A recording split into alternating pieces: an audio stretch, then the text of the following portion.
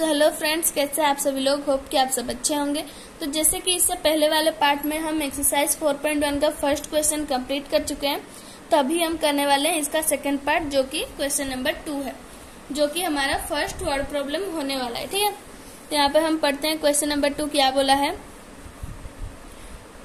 बोला है represent the following situation in the form of quadratic equation. ठीक है, यहाँ पे बोला है बस क्वाड्रेटिक इक्वेशन के हिसाब से सिचुएशन को रिप्रेजेंट करना है, उसे सॉल्व करने के लिए नहीं बोला है, बस इक्वेशन फॉर्म करके छोड़ देना है आंसर। ठीक है, तो यहाँ पे फर्स्ट बीट में बोला है the area of a rectangular plot is 528 metre square, the length of the plot in metre. ठीक है, ये नोटिस करना, यूनिट बहुत मैटर करता है। In is 1 more than twice its breadth. ठीक है, तो एक रेक्टेंगुलर प्लॉट है, एक एरिया है रेक्टेंगुलर का।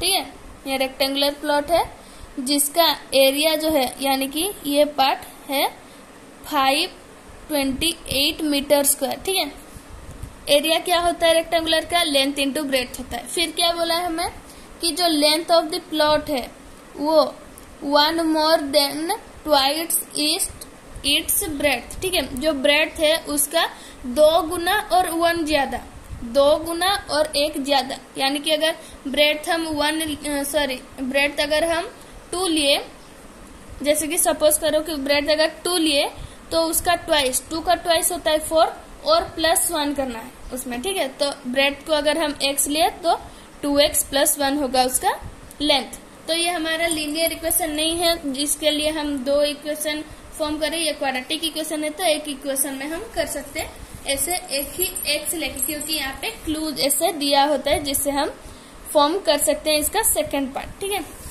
तो करते हैं इसका फर्स्ट पार्ट, सेकंड क्वेश्चन का फर्स्ट भी। तो यहाँ पे लिख लेते हैं लेट ब्रेथ बी x। ठीक है, x मीटर हम लेते हैं, x मीटर ब्रेथ। ठीक है, तो लेंथ में क्या बताए उसका 2 गुना और 1 ज्यादा। ठीक है, 2 गुना और 1 ज्यादा, तो लेंथ क्या होगा 2x। ठीक है, उसका 2 गुना, x का 2 गुना 2x + 1 मीटर। ठीक है, तो ये हमारा लेंथ और ब्रेथ मिल गया।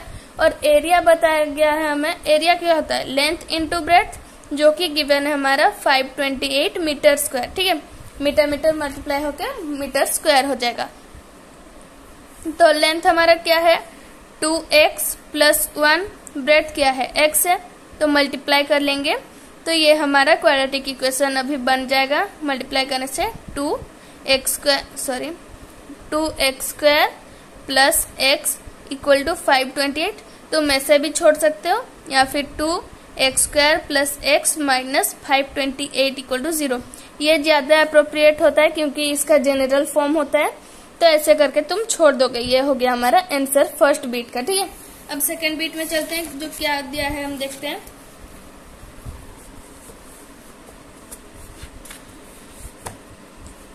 तो सेकंड पार्ट में हमारा दिया है the product of 2 consecutive positive integer. ठीक है, 2 पॉजिटिव इंटीजर, पॉजिटिव तो 1 2 3 4 5 6 7 8 इससे बहुत सारा है, जो कंसेक्यूटिव हो यानी कि लगातार, जैसे 1 है तो दूसरा 2 ही होगा, 3 है तो दूसरा 4 ही होगा, या फिर 2 ही होगा। ठीक है, तो ऐसे लगातार पॉजिटिव इंटीजर हमें लेना है। तो एक को अगर x लेंगे तो दूसरा को तो ऑब्वियसली x + 1 लेंगे, तुम x - 1 भी ले सकते हो, ये तुम्हारे ऊपर डिपेंड करता है।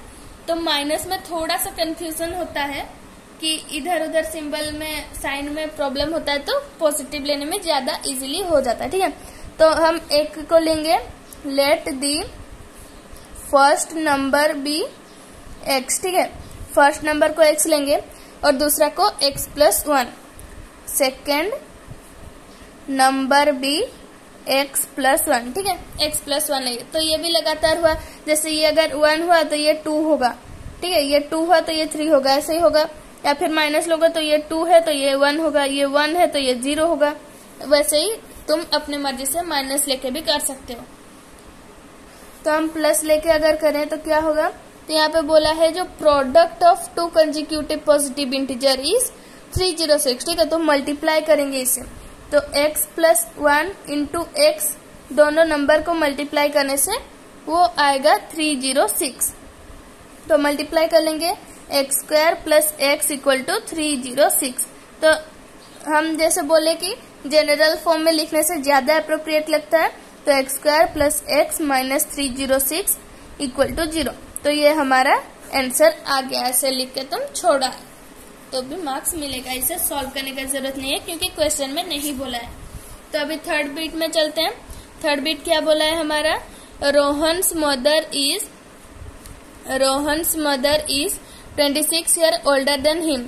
ठीक है, रोहन का जो एज है उससे 26 ईयर ज्यादा उनका मम्मी का एज है। ठीक है, तो अगर रोहन का एज अगर 1 है तो उसकी मम्मी का 27 होगा, क्योंकि उससे 26 ज्यादा है तो उसका एज में अगर 26 ऐड करेंगे तो उसकी मम्मी का एज आ जाएगा। तो रोहन का अगर एज हम x लेट करेंगे तो उनकी मम्मी का जो एज आएगा हमारा x प्लस 26 है ना, ये हमारा लेट कर लेंगे कि रोहन का जो एज है वो x है और उनकी मम्मी का x प्लस 26 है। ठीक है, फिर product of their edges in year. ठीक है, 3 year from now will be 360। ठीक है, तो रोहन और उनकी मम्मी का 3 साल बाद वाला, यानी कि अभी अगर वो 1 साल का है 3 साल बाद वो 4 साल का हो जाएगा। और उनकी मम्मी जो है अगर x प्लस 26 है यानी कि 27 है। ठीक है, अगर 1 साल लेके लेट करे तो अगर रोहन 1 साल का है तो 3 साल बाद वो 4 साल का हो जाएगा। और उनकी मम्मी तभी 27 की थी तो 3 साल बाद वो 30 हो जाएंगे, है ना। तो 30 और 4 को मल्टीप्लाई करने से इतना आना चाहिए। इतना तो नहीं, मतलब जो आएगा वही यहाँ पे दिया है। तो उसका x ले लेंगे और उनकी मम्मी का x प्लस 26। तो 3 साल बाद x का हो जाएगा x प्लस 3 और ये हो जाएगा 29 प्लस x। दोनों को मल्टीप्लाई कर लेंगे तो 360 आ जाएगा। ठीक है, तो ऐसे में हम सॉल्व कर लेंगे। तो लिखेंगे यहाँ पे थर्ड पार्ट। ठीक है, लिख लेंगे लेट दी प्रेजेंट एज लिखना। ठीक है, प्रेजेंट एज, प्रेजेंट वर्ड को जरूर यूज करना। Present age of Rahul B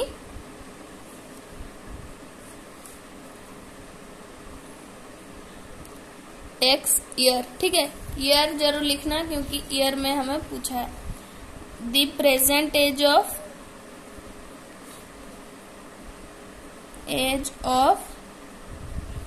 Rahul's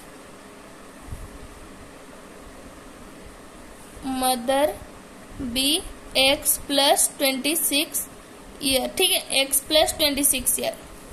तो इन दोनों को मल्टीप्लाई नहीं करेंगे डायरेक्ट। ठीक है, यहाँ पे बोला है 3 साल बाद।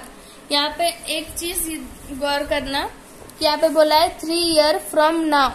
ठीक है, जैसे कि वर्ड हो सकता है after 3 year, 3 year from now, ऐसे वर्ड अगर बोला तो समझ जाना कि 3 साल बाद वाला बात किया जा रहा है। और 3 ईयर एगो ऐसे अगर वर्ड आया तो समझ लेना कि 3 साल पहले का बात किया जा रहा है ना। तो यहाँ पे हम लिख लेंगे 3 years from now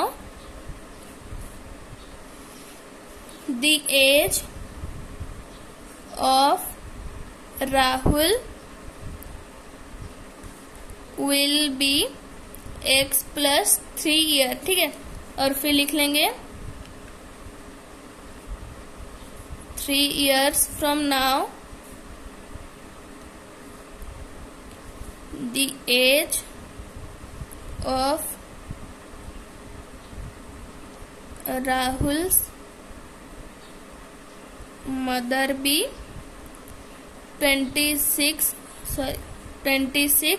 plus x plus 3 होगा जो कि हमारा बन जाएगा 29 प्लस x। या ठीक है, तो ये हमारा राहुल का एज 3 साल बाद वाला और ये उनकी मम्मी का एज 3 साल बाद वाला। ठीक है, इसे हम मल्टीप्लाई कर लेंगे तो हमारा 360 आना चाहिए, है ना, ये गिवन है। तो अभी हम मल्टीप्लाई करेंगे।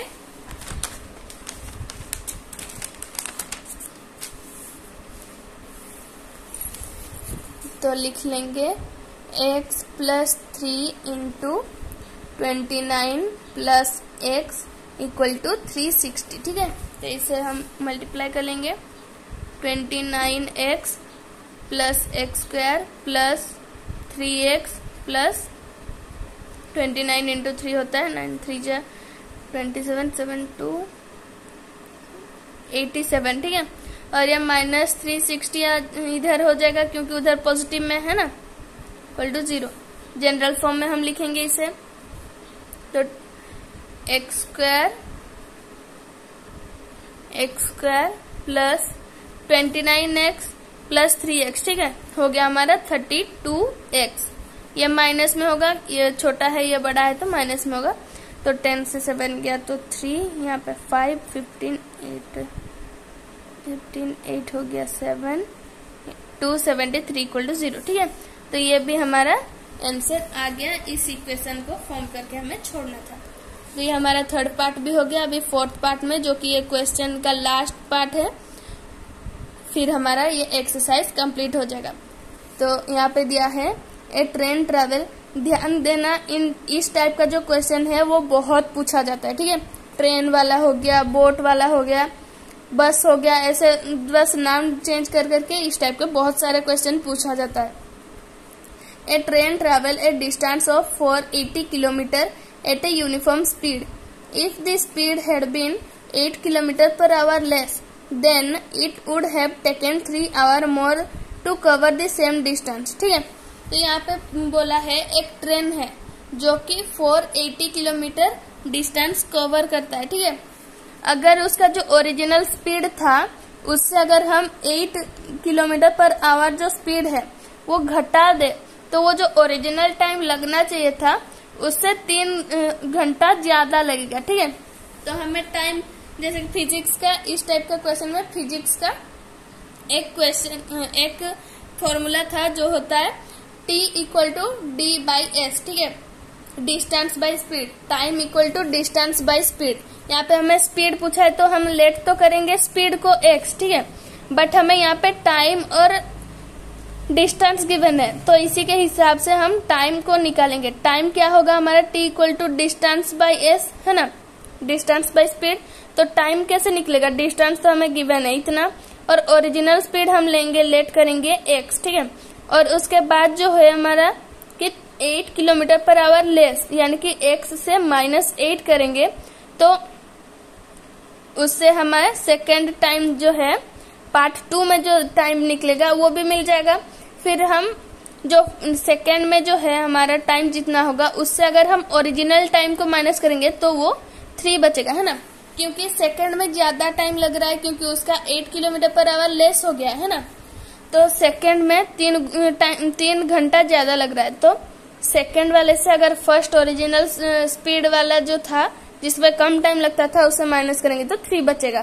तो इसी को हम कर लेंगे fourth part.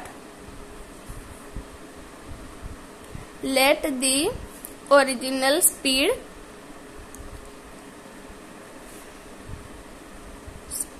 Of train be x kilometre per hour, ठीक है, किलोमीटर पर आवर में जाए तो किलोमीटर पर आवर में ही लिखना है। तो ये हमारा ओरिजिनल स्पीड हो गया। तो हम यहाँ पे फर्स्ट केस लिखेंगे, केस 1, ठीक है। यहाँ पे हमें टाइम इक्वल टू कितना टाइम होगा, डिस्टेंस कितना है 480, ठीक है, 480 किलोमीटर। स्पीड कितना है, स्पीड है हमारा x, ठीक है, x किलोमीटर पर आवर। तो टाइम तो हमेशा आवर में आता है क्योंकि कैंसिल हो जाता है, ये किलोमीटर है ना। तो हमारा जो फर्स्ट केस का टाइम है वो 480 बाई x आवर, ठीक है, इतना हमारा टाइम लगा फर्स्ट केस में, जिसमें हमारा ओरिजिनल स्पीड में हम गए तो हमें इतना टाइम लगा। अब सेकंड केस लिख लेंगे, केस 2। यहाँ पे टाइम हम लेंगे 480 किलोमीटर, वही है ना। फिर हमारा स्पीड कितना हुआ, स्पीड तो 8 किलोमीटर पर आवर घट गया तो हमें x से माइनस करना पड़ेगा, है ना। ओरिजिनल स्पीड से 8 घट गया तो x माइनस 8 बचा। तो हमारा जिसमें डिनोमिनेटर बड़ा होता है उसका जो, अगर डिनोमिनेटर बड़ा होगा तो ऑब्वियसली वो फ्रैक्शन को अगर हम सिंप्लीफाई करेंगे तो उसका आंसर छोटा आएगा, है ना। अगर 8/2 है तो उसका तो वैल्यू 4 आएगा, बट 8/8 नीचे जब बढ़ गया तो उसका वैल्यू तो कम हो गया है ना। तो ऐसे ही हमें पता कर लेंगे कि कौन सा बड़ा है। या फिर तुम ऐसे क्वेश्चन से पता कर सकते हो कि फर्स्ट में अगर कम लग रहा है, सेकेंड में बोल रहा है कि 3 आवर्स ज्यादा लग रहा है, तो ऑब्वियसली ये वाला टाइम ही ज्यादा होगा, है ना, क्योंकि सेकेंड में ज्यादा टाइम लग रहा है ना 3 घंटा, तो ये हमारा ज्यादा बड़ा हुआ।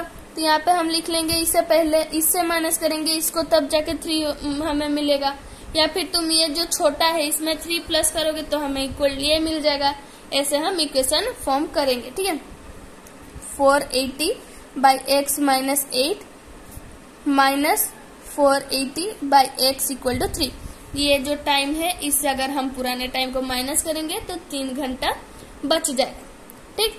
तो ये हमारा इसे हम सिंप्लीफाई कर लेंगे तो हमारा इक्वेशन बन जाएगा।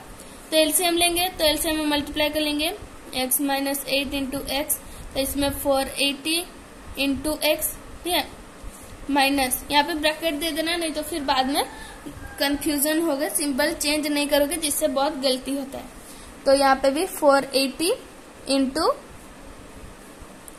एक्स माइनस 8, ठीक है, इक्वल टू 3। तो इसे हम सिंप्लीफाई कर लेंगे पूरा, 480x माइनस 480x, ये ब्रैकेट देना, ठीक है, यहाँ पे माइनस 480 इंटू 8 जो कि होता है हमारा 8000 8 8 64 4 6 8 4 जा 32 बचा 6 जो कि होता है 38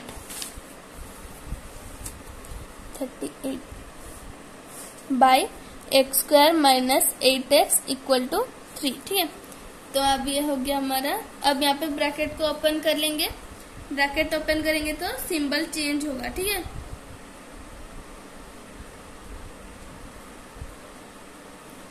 सिंबल चेंज हो जाएगा तो 480x माइनस 480x हो जाएगी, क्योंकि अंदर पॉजिटिव में है, या नेगेटिव में है तो ये पॉजिटिव हो जाएगा 3840। और नीचे जो है ये यहाँ पे डिवाइड हुआ है, उधर जाएगा तो वो मल्टीप्लाई होगा, मल्टीप्लाई कर लेंगे 3 के साथ। तो 3 इंटू एक्स स्क्वायर होता है हमारा 3x square, minus 3 into 8x होता है हमारा 24x, ठीक है, 24x होता है हमारा। तो अब ये माइनस 480x है, ये प्लस 480x है, तो दोनों कैंसिल आउट हो जाएगा।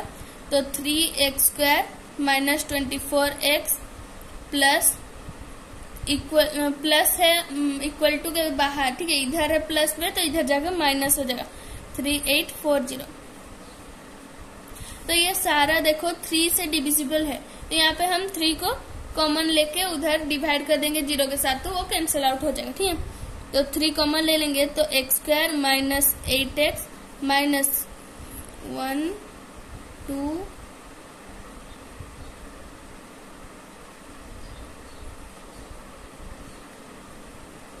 Equal to 0। तो 3 यहाँ पे मल्टीप्लाई हुआ है हमारा, उधर जाएगा तो डिवाइड होगा, तो 0 के साथ कुछ भी डिवाइड करो तो वो 0 ही होता है, तो ये 3 कैंसिल आउट हो गया। तो x square minus 8x minus 1280 equal to 0।